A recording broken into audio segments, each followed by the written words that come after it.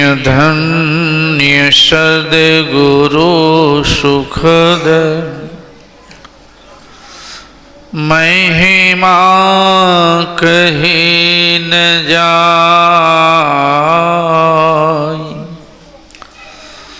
जो कछु कहूँ तुम्हारी कृपा, मोते कछु न बसाय। जो कछु कहूँ तुम्हारी कृपा, मोते कछु न बसाय। बोलिए प्रेम से श्री सद्गुरु।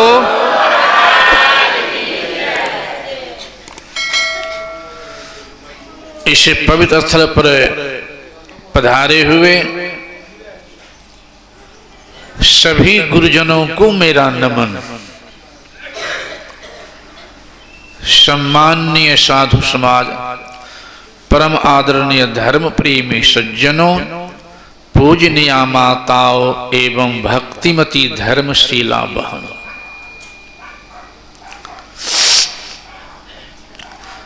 जब जहाँ सत्संग होना होता है न वहीं होता। अभी का प्रोग्राम था मेरा मधेपुरा जिला में, अभी का भी।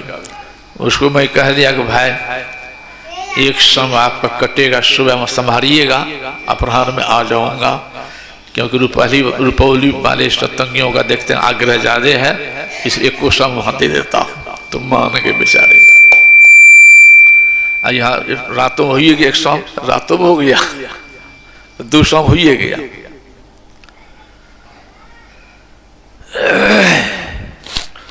अभी हम लोग पाठ में ईश्वर शब्द के बारे में और प्राप्ति के बारे में पाठ में सुने हैं, और ये बहुत बार सुने होंगे। और हमारे आराध्य खास करके जहां 2 दिन का सत्संग होता था, एक पाली के सत्संग में ईश्वर स्वरूप के बारे में और प्राप्ति के बारे में निश्चित रूप से समझाते थे।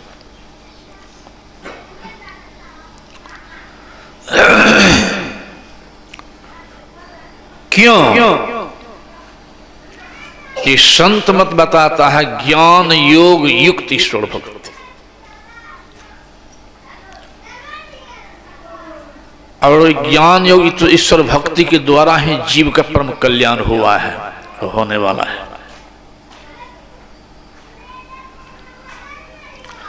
और कल्याण सभी चाहते हैं, कल्याण सभी चाहते हैं, सुख सभी चाहते हैं। जितने जीव हैं सभी सुख चाहते हैं। और मानव केवल चाहवे नहीं करते हैं, बल्कि अपने अपने अर्जित ज्ञान के आधार पर रात दिन प्रयत्नशील भी रहते हैं।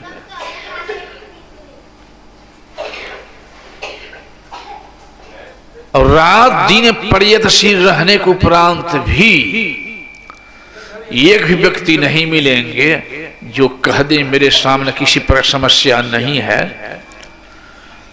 सभी तरह से मेरा जीवन शांतिमय है। एक को मिलेगा? एक भी नहीं मिलेगा। क्यों? तो बिना कारण के कार्य होता है, बिना कारण कार्य नहीं होता है।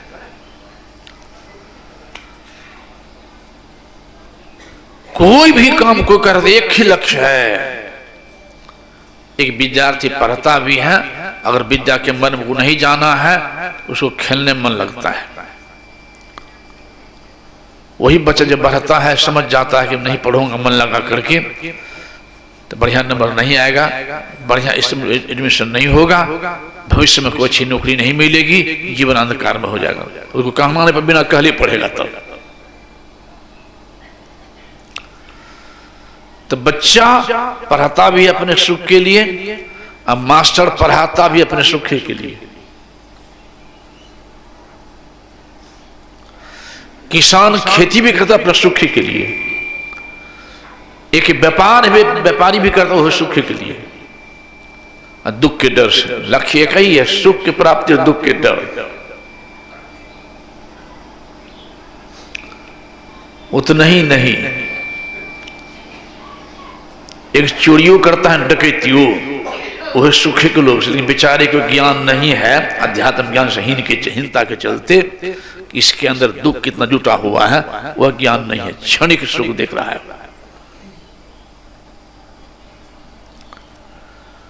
एक माइक भी लगाने के लिए आता है ना, वो अपना लाभ के लिए, सुख के लिए। माइक तो बहुत झेलाना लगाने को मिलता है,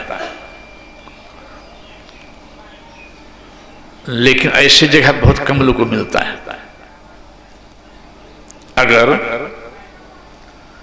केवल ये ख्याल रखेंगे कि बाबा जी कुछ बोले हम क्या लेना था, खाली कान में बैठना है, ठीक करना है, कुछ बोले कोई मतलब तो लाभ नहीं लेगा।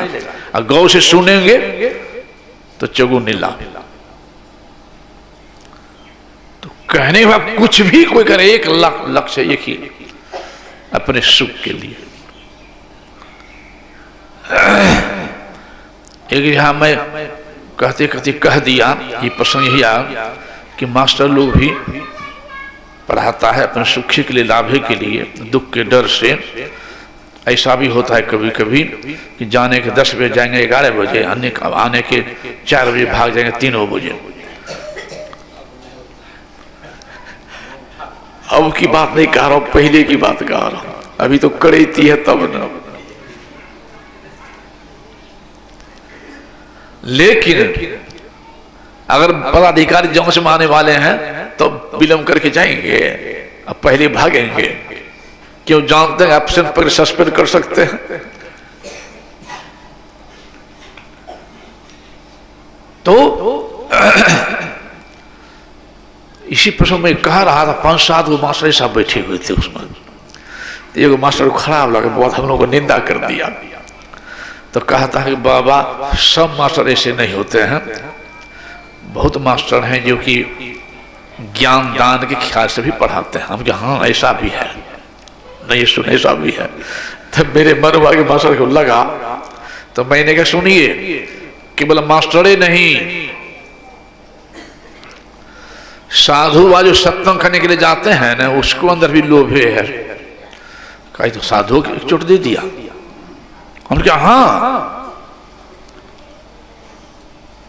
और मैं साधारण साधु को नहीं कह रहा हूं, सीधे मैं सदगुरु महर्षि में ही की बात कह रहा हूं।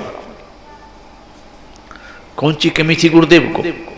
70 रुपये जमीन था भाई में के लिए, कौन सी कमी? फिर भी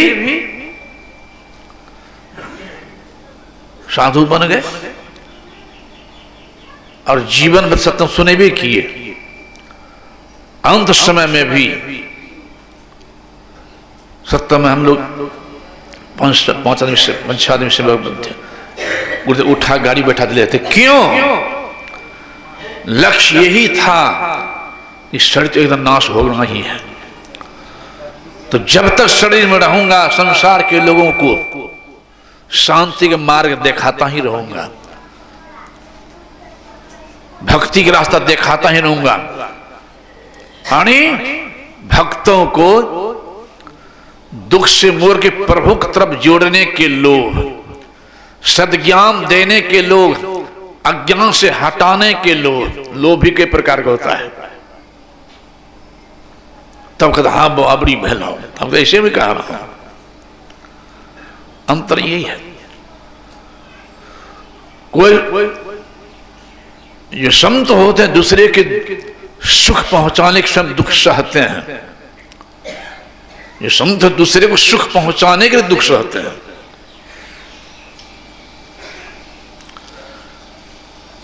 और जो सारे व्यक्ति होते हैं अपने सुख के दूसरे को दुख दे देते हैं। एक जो अपने सुख के लिए दूसरे को दुख देते हैं उसे मानव नहीं कहते हैं। जो अपने सुख के लिए दूसरे को दुख नहीं देते हैं उसे कहते हैं मानव। जो अपने सुख के लिए दूसरे को दुख नहीं देते हैं उसे कहते हैं मानव। और जो अपने सुख के लिए दूसरे को दुख देते हैं उसे कहते हैं दानव। और जो दूसरे को सुख पहुंचाने के लिए दुख सहते हैं उसे कहते हैं देवता। और चौथा लाइन में कहा जो दूसरे को दुख देने के लिए दुख सहते हैं उनकी संज्ञा नहीं, वो विसंज्ञा है। ऐसा भी होता है, हम उजने तो उजने उजाड़ के छोड़ेंगे, बिके बिके बिका के छोड़ेंगे, मरे तो मरे मार के छोड़ेंगे, अरे हरे तो हरे कम से कम हरा के छोड़ेंगे। ये हुआ दूसरे को दुख देने के लिए दुख सहना। तो ये मानवता नहीं है। मानवता सिखाता है संतमत। तो कहने के भाव यहां सभी सुख चाहते हैं, शांति चाहते हैं और संसार के पदार्थों चाहते हैं। और संसार के पदार्थों आज तक कहीं शांति मिली है? किसी को धन है तो पुत्र नहीं, अशांत है। और पुत्र है तो धन नहीं, इसलिए अशांत है। तो पुत्र हो जाए धन हो जाए दोनों शांति मिल जाएगी ना। हम लोग कम में धन और कम में पुत्र। रावण को 1 लाख पुत्र था और 1.25 लाख नाती है। हम लोग एक कोठा ईटाने सोना का, रावण सोना के महले था। शांति मिली? जीवन में लड़ते रहे भगवान रणभूमि मारे गए गीदड़ के देश, 5 दिन में कुंत में नहीं रहा, कहां शांति मिली? रावण विद्वान था कई भाषा का, लेकिन ज्ञानी नहीं था। रावण विद्वान था लेकिन ज्ञानी नहीं थे। कबीर साहब 1 अक्षर पढ़े लिखे नहीं थे लेकिन महाज्ञानी थे। कबीर साहब 1 अक्षर पढ़े लिखे नहीं थे लेकिन महाज्ञानी थे।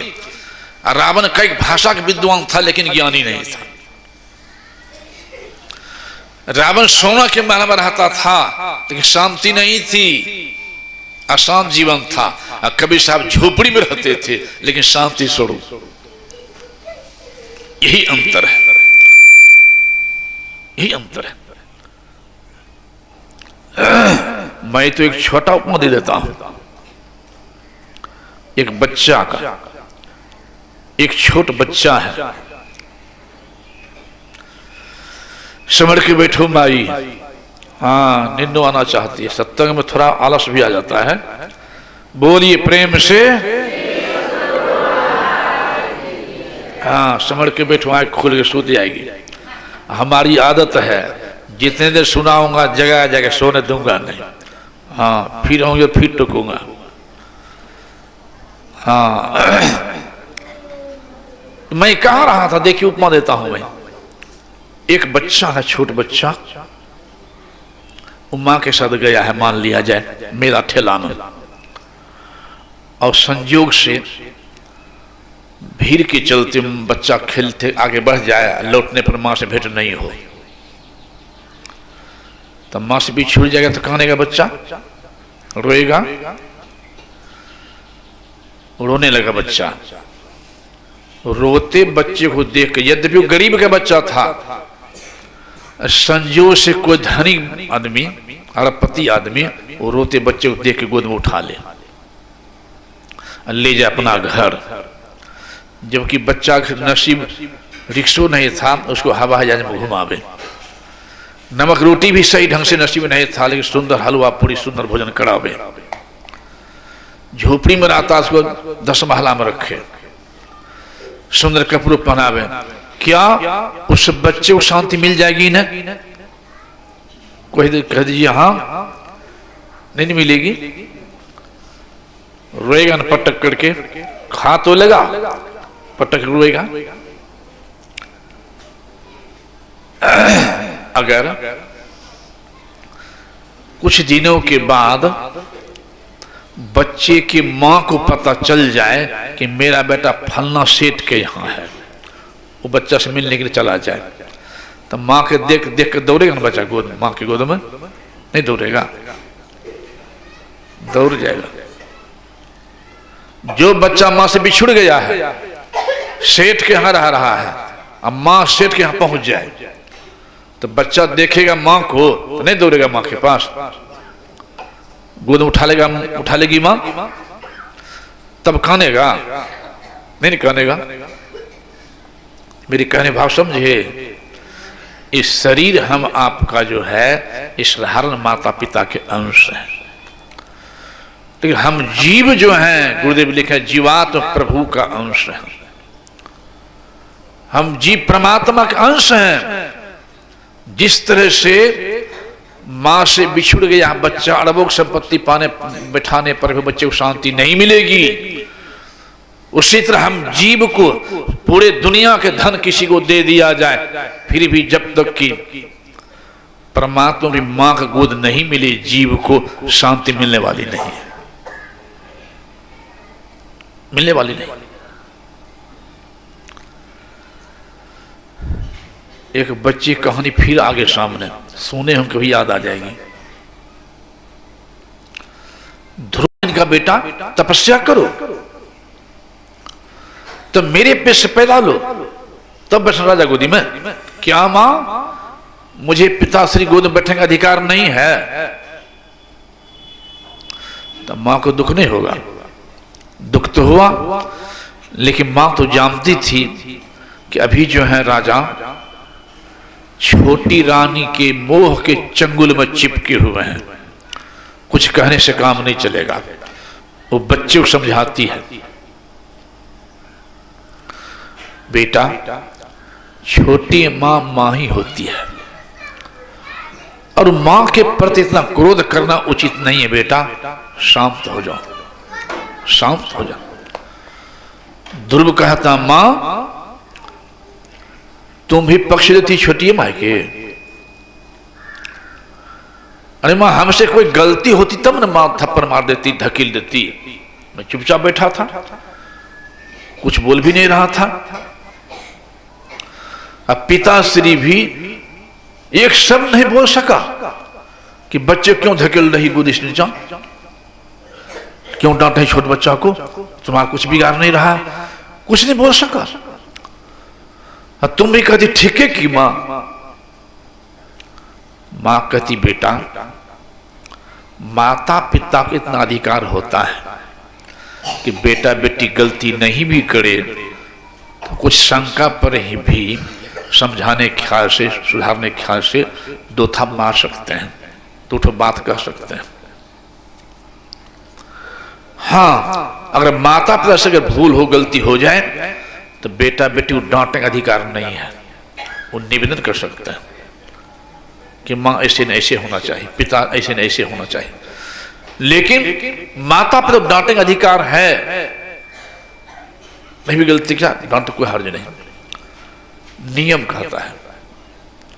पति के लिए भी अब नियम है, अगर पत्नी गलती नहीं भी की है तो एक दूठो बात कर सकते हैं, डांट सकते हैं, एक था मार सकते हैं।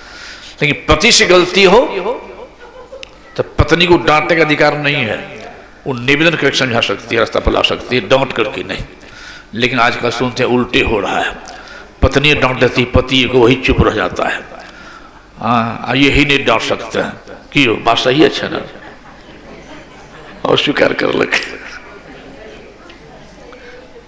लेकिन वो नियम से खिलाफ हो, वो नियम नहीं। तो मां कहती बेटा तुम शांत हो जाओ, लेकिन ध्रुव का गुस्सा शांत नहीं हो रहा है। कहा मां तुम्हारी बातों से मुझे संतुष्टि नहीं हो रही है।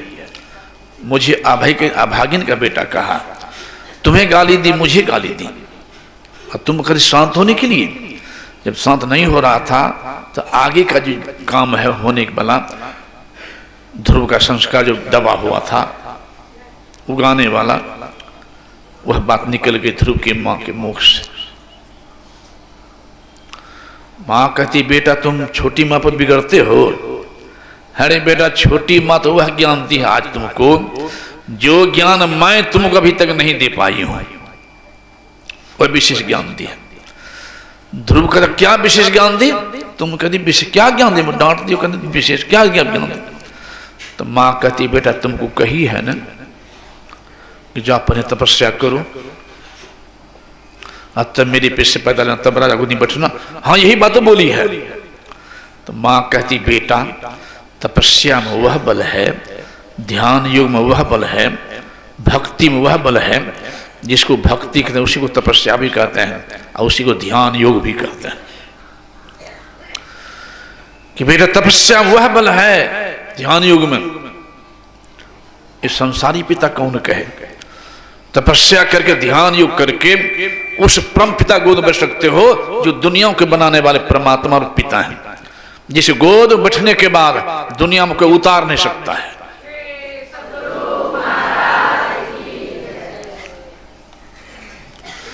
ध्रुव कहता है माँ तो वह परमपिता कौन है, कहाँ है, कैसे है, उनकी गोद में कैसे बैठा जाता है, जिसे गोद में बैठने पर कोई उतार नहीं पाएगा? तो माँ कहती बेटा उसी के लिए न तपस्या की जरूरत है और सच्चे गुरु की जरूरत है, सच्ची युक्ति की जरूरत है और तपस्या ध्यान योग की जरूरत है। ध्रुव कहता माँ तो मैंने इस संसारी पिता को देख लिया, गोद से उतार धकेलने पर चुसब नहीं बोला, अब मुझे इस पिता गोद नहीं चाहिए, अब मैं तपस्या ही करूंगा और उसी परम पिता गोद में बैठूंगा जिसे गोद बैठने के बाद मुझे कोई उतार नहीं सके। और विचार बना लिया निकलने के घर से। राजा उत्तानपाद को पता चल गया कि ध्रुव का हृदय ने विदीर्ण कर दिया है सौतेली माँ की वाणी, ये घर में नहीं रहेगा, भाग जाएगा। तो पुत्र मोह तो होबे न करता है, पुत्र मोह बड़ा विचित्र मोह है। यहाँ अपनी माँ की मुझे याद आ गई।